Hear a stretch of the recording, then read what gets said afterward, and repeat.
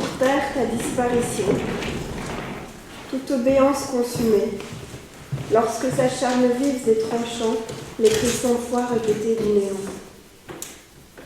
Aux abonnés absents, ta voix, l'inspire de tes gestes, noyée pareillement dans la crevasse d'un insaisissable champ de partage. À la surface d'un vide sans répit, nul effacement, nul vocabulaire. Seul le réel sur rendez-vous.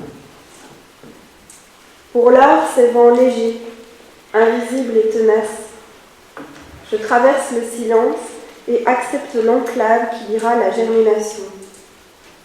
Malgré l'amertume au couloir des rapides, je passe la nuit à te dormir, je passe le jour à te survivre.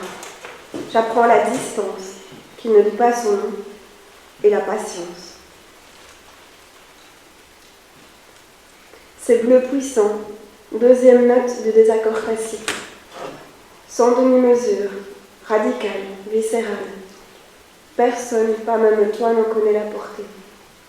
C'est un état latent, une défaillance dans ton système. Tu prends, tu balances les passereaux migrateurs.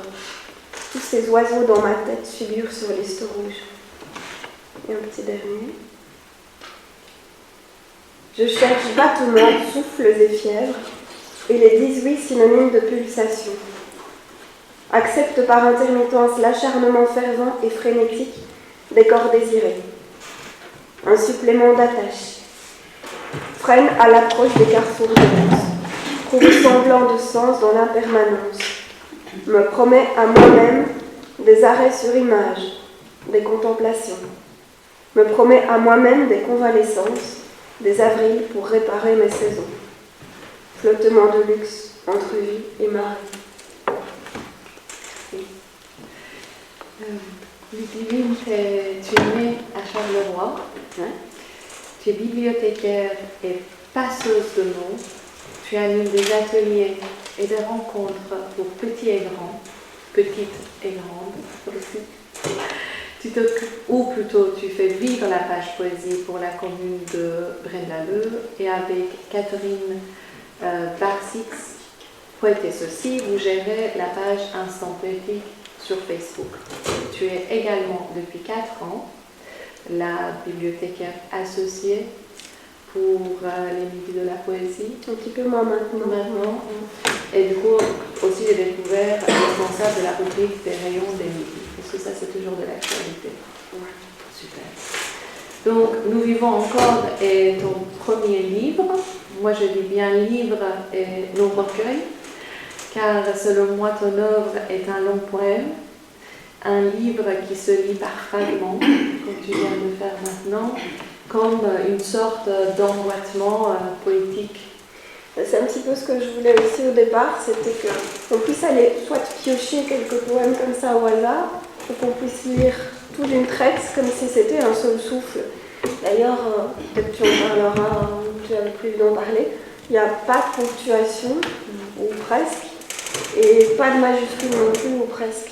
Donc c'était laisser libre cours au lecteur ou à la lectrice de choisir un peu ce qu'il voulait faire et d'être acteur à proprement parler aussi de la lecture. Et aussi comme, moi je l'ai vu comme une sorte de rituel aussi, un rituel qui allait peut-être guérir des plaies ouvertes. On a beaucoup parlé quand le recueil est sorti de résilience. Alors c'est un mot que j'aime pas trop parce que ça fait souvent référence à la psychologie, au développement personnel. Et en réalité, j'ai pas du tout écrit le livre pour ça. Mais il se fait qu'à l'issue de l'écriture, j'ai eu le sentiment, oui, de ne pas avoir perdu tous les êtres qui m'étaient chers, mais au contraire, de les avoir rassemblés. Et le fait de les avoir dans ce livre, c'est une manière de les faire persister et de permettre au monde, à qui voudrait le lire, de connaître en fait ces disparus que moi j'ai perdus. Par exemple, il y a beaucoup de poèmes qui sont dédiés à ma maman, qui était quelqu'un d'extrêmement discret. Et là, c'était un peu réhabiliter les choses et dire, voilà, tu n'as pas pu exister, tu n'as pas désiré exister par toi-même, mais moi je te fais exister et voilà. C'est intéressant parce que le livre, voilà, tu le construis en 3 parties, comme une sorte de cheminement avec faire le deuil, rompre et continuer, qui donne beaucoup d'espoir finalement en fin de compte. Et tu t'adresses à de ces personnes chères, à celles qui sont parties, peut-être celles qui ont quitté ce monde ou celles qui t'ont quitté, et tu parles des ruptures successives et des deuils répétés. Et moi j'ai lu récemment quelque part qu'un cœur brisé aurait besoin du même soin que lorsque le cœur perd un être cher, que la notion de perte serait comparable dans les 2 cas. Je ne sais pas s'il y a des scientifiques dans la salle, mais il paraît que justement une rupture ou un deuil cause réellement des dommages physiques au niveau du cœur. Donc ça a été prouvé. Ça a été prouvé. Et du coup, est-ce que, moi la question que j'ai envie de te poser, c'est que est-ce que pour toi il y a une différence en termes d'écriture lorsque tu t'adresses à ces différentes personnes, ou est-ce que le processus de deuil serait différent pour ces différentes parties et fragments de ton... En fait, justement, ces parties elles sont venues aussi parce que j'avais lu la philosophe Claire Marin, qui est quelqu'un que tu connais aussi, je pense. Et cette philosophe a écrit un livre qui s'appelle Rupture au pluriel, avec le S entre parenthèses. Et Claire Marin, elle estime que le mot rupture englobe aussi bien les deuils que les ruptures amoureuses, que l'après-maladie. Donc pour Claire Marin, la rupture, c'est toutes ces cassures de vie qui font qu'aujourd'hui on n'est plus le même que celui qu'on était hier. Donc on parlait de rupture ou de deuil, on parlait de maladie, mais ça peut être aussi un déménagement, ça peut être un changement de boulot, un burn-out. Et pour moi, en fait, il n'y a pas eu de différence du tout au niveau de l'écriture, dans le processus d'écriture. C'était plutôt, c'était le rythme qui portait les mots. Et je ne me suis pas vraiment trop posé la question. D'ailleurs, en fait, tous ces textes, ils étaient là depuis pas mal de temps, depuis plus de 6 ans. Et puis j'ai fait relire à une seule amie, qui d'ailleurs est thérapeute et qui s'appelle Fidéline Dujeu, qui est autrice aussi, éditrice et animatrice d'écriture. Et Fidéline m'a dit, ça va pas du tout en fait ton recueil, parce que c'est un melting pot de plein de choses, et on s'y retrouve pas. Donc il n'y a pas de cohérence dans mon truc. Et je la remercie aujourd'hui de m'avoir fait prendre conscience de ça, puisque quand elle est partie, non seulement la bouteille de vin était vide, mais en plus, dans le même souffle, dans cet élan-là, j'ai fait 4 tas sur le sol. Et je me suis dit, après cette discussion qu'on vient d'avoir, il y a quand même des thèmes qui sont récurrents dans les textes. Et puis il y a des textes qui sont pas bons, quoi. Alors gentiment, elle avait mis des petits cœurs sur ceux qu'elle aimait bien, et elle avait rien mis sur ceux qu'elle aimait pas. J'ai pu comprendre que c'était ceux qu'elle aimait pas, et je les ai évacués pour la plupart. Et donc j'ai créé un petit peu, j'ai fait cette étape. Et puis après, au départ, quand j'ai envoyé à mon directeur de collection, Antoine Moters, c'était Rompre qui était la première partie du livre. Et lui m'a dit, moi je changerais en fait. J'entamerais directement avec le deuil, parce que c'est la partie pour laquelle moi j'ai ressenti le plus d'émotions. Et je crois que tu dois commencer par là, quoi. Et on a juste pu créer un texte qu'il n'aimait pas. Et dans ton écriture, parce que moi je voulais en venir, et là tu as parlé toi-même de manque de ponctuation, manque de majuscules. Est-ce que lorsque tu écris d'emblée, ça c'est ta façon d'écriture, ou c'est un travail que ça t'a aussi apporté avec ton éditeur? Ce choix de laisser libre à ton lecteur et lectrice. Je pense pas que les textes au départ, parce que moi je suis quelqu'un qui... Quand j'ai envoyé mon texte à mon éditeur, donc j'ai envoyé le texte à David Giannoni et à Antoine Moters, et je leur ai dit, pour moi c'est un travail de fouille, de rature et d'épure. Donc ça veut dire que je suis allée chercher au plus profond de moi, dans une zone que j'appelle peut-être la justesse ou la sincérité. Donc j'ai essayé d'être la plus sincère avec moi-même, histoire d'être la plus sincère avec le public, qui me lira ou pas. Mais pas pour séduire, mais parce que c'est un devoir que je dois m'apporter. Et puis, ratures parce que j'ai retravaillé les textes, mais parfois une dizaine de fois sur le même texte. Et pure parce que j'ai beaucoup gommé en fait. Pour moi, c'est vraiment tout un travail aussi de parvenir à se dire, il y a des mots que j'ai mis, et puis en fait, ils ne sont pas nécessaires, ils ne sont pas toujours nécessaires. Et je fonctionne vraiment dans l'économie. Donc peut-être au départ, oui, il devait y avoir des majuscules, il devait y avoir de la ponctuation, et puis par souci de cohérence, j'ai tout supprimé. Et du coup, c'est ce qui laisse vraiment le champ libre aussi à différentes façons de lecture. En fait, comme pour la plupart des livres de poèmes, je dirais. Oui, mais pour moi, quand il y a déjà un travail de ponctuation, ça impose déjà un outil. Or ici, on est vraiment libre à s'arrêter quand on veut, à continuer quand on veut. Et comme je te disais, c'est la question vraiment aussi du souffle. De se dire, c'est un non-souffle aussi. Un peu comme l'a été mon histoire, c'était un souffle de... On parlait tout à l'heure de catastrophe naturelle. C'était ma catastrophe naturelle à moi. C'était la perdition de tous ces gens comme ça de mon entourage en 7 ans de vie. Et puis tout ça a été balayé, donc il fallait... on perd le souffle, et donc pour moi c'était aussi ne pas mettre de ponctuation, c'était exprimer ça. En tout cas, c'est ressenti exactement de cette façon. Donc, dans nos influences artistiques respectives, toi et moi, nous avons Marina Abramović en commun. Mais j'aimerais savoir quelles sont ces autres figures pour toi dans la création de la confession t'ont marqué et qui te marquent aujourd'hui. Alors au moment de l'écriture du livre, je me suis dit, les gens qui racontent un peu leur histoire, moi j'en ai un petit peu assez, parce que raconter son histoire, ça n'a peut-être pas d'intérêt, sauf si ça a une portée plus universelle. Alors il y a eu 2 choses qui m'ont permis un petit peu de rendre légitime mon écriture. C'était un festival de théâtre qui se déroule à Charleroi et qui s'appelle Me, Myself and I. Et donc c'est un festival qui est centré uniquement sur l'écriture de textes personnels. Et il s'est avéré que lors de ce premier festival, j'étais fort interpellée par certaines pièces. Et je me suis dit, si ces pièces-là m'ont marqué alors qu'elles racontent une histoire personnelle et qu'elles ont marqué aussi d'autres personnes dans le public, parce que finalement, c'est étrange, ça m'a questionnée. Puis après, je me suis rendu compte qu'il y avait beaucoup d'artistes que j'aimais bien. Tu parlais de Marina Abramović, je pense à Sophie Calle, photographe. Je pense par exemple à Anne Sexton, qui est une poétesse américaine qu'on redécouvre maintenant, puisqu'elle a été traduite avec brio par Sabine Lune et qu'on ne connaissait presque pas. Sylvia Plath, forcément, que je cite dans le livre. Donc, ce sont des personnes qui n'ont finalement pas eu peur d'utiliser, d'ailleurs, Anne Sexton et Sylvia Plath font partie de la poésie de la confession, du livre de la confession.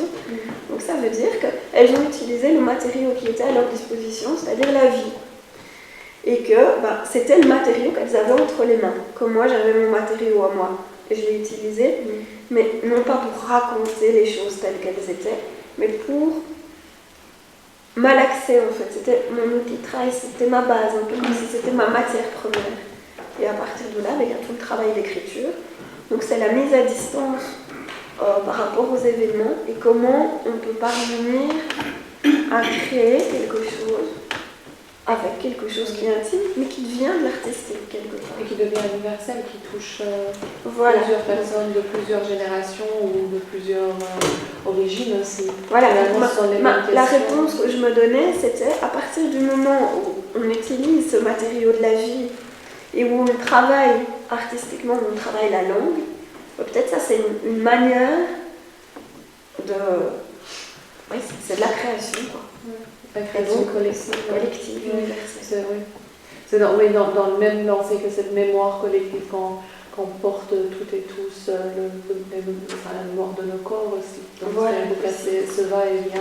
Alors tu parlais de Marina Abramović et moi je parlais d'autres personnalités qui me parlent beaucoup. Dans les projets futurs, j'aimerais aborder de manière poétique en fait ces personnes qui font écho en moi et me dire, je n'ai pas envie de raconter leur histoire, mais je voudrais un petit peu essayer de saisir ce qu'elles ont à me dire et de trouver ce pourquoi je me sors de ces femmes-là, ou peut-être des artistes hommes, je ne sais pas si ça viendra ou pas, par la suite c'est possible, mais de voir comment ces personnalités font écho en moi, ce qu'elles me ramènent, comment le miroir fonctionne. Et donc ça c'est un de mes projets. J'allais venir plus tard, mais du coup je te pose la question si est-ce que tu es occupée à écrire, en quoi est-ce que tu es occupée à écrire en ce moment et quels sont ces nouveaux projets, est-ce que tu as débuté quelque chose? Alors il y a un projet qui est venu très vite après l'écriture de ce livre-là, après la sortie du livre. C'est de nouveau un livre de poèmes aussi pour un public adulte, où c'est un petit peu l'observation en fait du monde qui m'entoure et une volonté d'aller plus vers la lumière, comme je l'ai voulu dans le livre ici aussi. La dernière partie, je l'espère, est un peu plus lumineuse. Pour moi, c'est pas un livre de deuil, c'est un livre d'amour. Et le recueil là en cours est parti chez quelques éditeurs, donc on attend. On a parlé de l'espérance et de la lumière. De l'espérance et de la lumière, voilà. Et ce qui est parfois même plus difficile, parce que je me suis dit comment on parle d'espérance sans tomber dans la mièvrerie.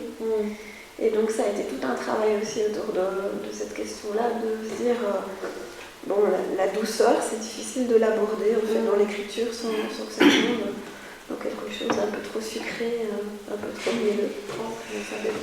Et donc voilà, c'était un peu comment trouver sa place. Ensuite, donc tu m'as lancé sur le sujet, il y a des projets. Il y a un projet d'écriture, enfin non, il y a une écriture qui s'est faite, un projet d'édition pour un livre jeunesse. Je pense qu'on peut le citer, c'est aux éditions de l'Ail des Ours, chez Michel Fievet, qui est situé donc, dans le nord de la France, dans la collection Graines d'ours de Valérie Linder, qui sera l'illustratrice de ce projet. En fait, c'est un triptyque de poèmes narratifs. Donc ça raconte effectivement une histoire, mais sous forme de poésie. Je travaille beaucoup avec des enfants. Je suis baignée dans le livre jeunesse aussi, de par ma profession et de par ma vie privée aussi. Et du coup, il y avait ce désir peut-être de tenter quelque chose pour la jeunesse. Donc là, je suis aussi sur un conte pour la jeunesse, que je laisse maturer. Moi qui trouvais... longtemps, j'ai estimé que j'étais quelqu'un de très lent à l'écriture. Et puis là, il y a des volontés, il y a des choses qui viennent, donc je laisse venir. Peut-être ça ne donnera pas naissance à quelque chose, mais je voulais aussi avoir un lien avec le territoire aussi, puisque je me rends compte que de plus en plus, quand je m'éloigne de Charleroi, j'ai longtemps été blessée par l'image qu'on donnait de Charleroi, de ma région. Et en même temps, je n'osais pas dire que je venais de Charleroi, parce que c'était trop connoté négativement. Et là, en fait, plus je m'éloigne de Charleroi, plus je l'aime, et plus j'en ai besoin. J'ai ce sentiment qui revenir de temps en temps me fait du bien. Et du coup, je suis en train de travailler sur des textes poétiques aussi autour du paysage Carolo, mais aussi de manière plus étendue. De nouveau, on part de l'intimité d'un paysage pour essayer de voir ce paysage un peu, de faire écho à d'autres paysages qui y ressemblent. Oui, prendre de la distance et créer cet espace entre toi et cette ville, entre toi et toutes ces questions de déplacement aussi. Voilà. Moi, tu sais que j'aime beaucoup de faire des lectures parallèles. Et alors, dans son poème Là-bas, qui est un poème en anglais traduit en français, Ethel Adnan, elle dit regarde, elle est à mes pieds et tu es là sous un déluge de grêle et rien ne pousse.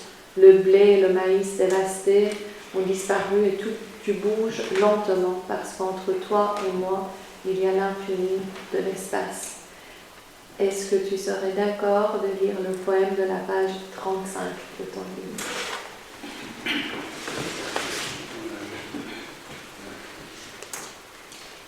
Je retournerai rue Peine Perdue, là où la polysémie avait si bien débuté, cracher les mots entre les lignes, de ceux de ma première naissance à ceux de la résurrection fulgurante.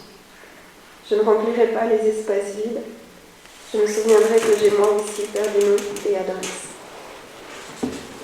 Donc, est-ce qu'elle a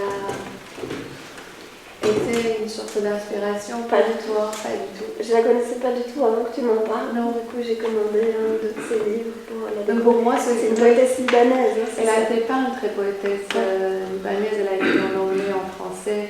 Et elle fait l'éloge de la beauté. Ici, c'est dans son livre La beauté de la lumière. Elle était en discussion l'année avant qu'elle décède. Et pour moi, ce qui était intéressant après, c'est la lecture. Hein, c'est cet infini de l'espace qui vient entre ce que toi tu as écrit et ce qu'elle a écrit, et cette impossibilité d'être. C'est ça que moi j'ai retenu des deux questions. Maintenant, si tu parles d'infini de l'espace, ça peut être aussi l'espace réel, et puis le vivant et les morts, tout ça. Imaginer l'espace palpable, impalpable. Voilà. Ce dont on essaye d'atteindre, on n'arrive pas. Donc, c'est intéressant de savoir, parce que moi j'étais persuadée que tu prenais ces sens. Pas du tout. Par contre, pour la petite histoire, la rue Peine Perdue existe réellement. Donc, c'est une rue qui se trouve à Charleroi, près d'un endroit qui s'appelle le Vecteur. Donc, un espace culturel un peu alternatif où on fait pas mal de musique, des lectures, où se déroule aussi le festival Livresque chaque année, festival littéraire. Et cette rue Peine Perdue, elle m'a beaucoup intriguée parce que il y a une polysémie effectivement dans rue Peine Perdue. C'est la rue où on peut perdre sa peine. J'ai longtemps cru d'ailleurs que c'était une rue de prostituées. Je ne sais pas si c'est vrai ou pas. En tout cas, c'est comme ça que j'ai imaginé. Et puis rue Peine Perdue où, voilà, c'est peine perdue quoi. Donc cette polysémie, elle m'avait pas mal intriguée. Et au moment où j'ai écrit ce texte, c'était suite à la disparition de la plaque de rue. De la plaque de la rue. Donc un jour, j'avais pris la plaque de rue sur une façade en photo. Parce que je trouvais justement ce terme rue Peine Perdue assez mystérieux. Voilà, ça m'interpellait. Et quelques temps plus tard, je repasse dans cette même rue, et là, je vois vraiment l'espace vide. La plaque de la rue avait disparu, mais on voyait toujours cet espace vide, un peu comme quand vous mettez dans votre maison des cadres, et puis après quelques années, vous les retirez, donc vous avez la trace. Et là, il y avait cette trace, et c'était, mais tiens, la rue a perdu son nom, en fait. Et quelque part, dans mon histoire personnelle que j'évoquerai pas ici, moi aussi, à un moment, j'ai perdu mon nom, dans une rue, sur le pas d'une porte, et c'était exactement comme cette rue-là. Donc cette rue-là et moi, on avait un peu une histoire commune. On avait perdu nom et on avait perdu adresse toutes les deux. Et il y a la trace Je ne suis pas retournée depuis. Je ne sais pas si la plaque de rue a réapparu, mais pour les cas, ça a disparu pendant tout un oui. Ça, je sais. Et du coup, j'ai fait la photo après, quoi. Le avant, le après. C'est cette question de la disparition, donc ça devait se trouver dans le livre. Oui. Du coup, moi j'aimerais pour clôturer, si tu es d'accord, que tu lises. J'ai demandé le ou les derniers poèmes parce que c'est page 87 et 88. Pour moi, ça suit, mais tu le lis dans le sens. Arrêt prolongé du toucher, de toute prudence habillée, revenions à peine aux voix, au visage, comme pour la première fois. Nous priverons encore partiellement des bras, des lèvres et des mains qui serrent, embrassent et caressent la chair de l'essence de vivre. Post-trauma aux distances obligées, inventerons une nouvelle parade, autre façon de dire, autre façon de faire, pour regarder en face nos éclipses, nos carences, toutes ces choses ordinaires qui font nos reliances. Croquerons en pointillés la trace appelle cicatriser de l'épreuve collective. Vivre serait-il se frotter à l'incontournable risque d'aimer? Alors, j'aime pas expliquer mes poèmes, j'aime pas expliquer leur contexte, mais là, j'ai quand même envie d'expliquer un petit peu. Ce texte, il a été écrit, on s'en doute, à l'épreuve, enfin, au moment du confinement, des confinements répétés. Et je me retrouvais pour un midi de la poésie au Théâtre National. Et parmi le public, il y avait Karl Norak et Laurence Vielle. Et je crois que c'était un moment où on pouvait abandonner le masque, et où on pouvait revoir les visages. Et c'était assez interpellant parce qu'on avait presque oublié en fait les visages. Et on a parlé de ça tous les trois. Et du coup, ça venait un petit peu comme une évidence. Il y a tellement de choses qu'on a oubliées en fait. Le rapport finalement à différents sens du corps. La vue était impactée, le toucher était impacté. Toutes ces choses-là m'avaient vraiment marqué. Et c'est suite à cette discussion qu'on a eue tous les trois que le poème est né.